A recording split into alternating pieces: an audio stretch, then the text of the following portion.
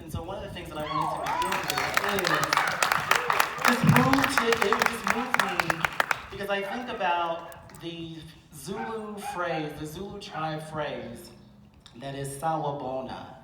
Sawubona just simply means we see you. And so I see you, we see you, and this is going to be a collective journey as we move forward. And so I'd like to begin by saying first that I want to honor and recognize the native land that we're on. And so for those of you that do know or do not know, this is the land of the Ute Mountain people. And so I want to recognize the first settlers here. And there's a famous Native American expression that says, those who tell the stories rule the world. And so some of you have already heard me say this if you've listened to a few virtual town halls or you've listened to just my conversations with staff. But my invitation to all of you as a community is, what is the story that we want to tell about school year 2021? Because we know that we fundamentally cannot do some of the things that we did before. Schools physically closed down in March.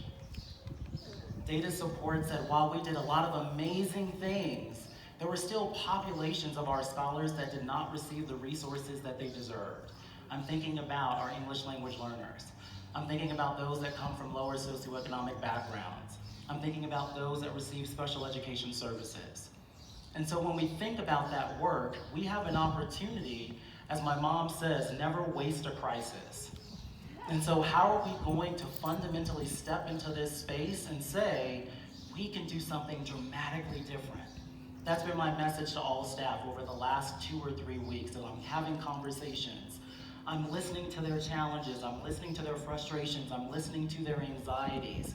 Yes, and we have the opportunity. I like to think of this as our Renaissance.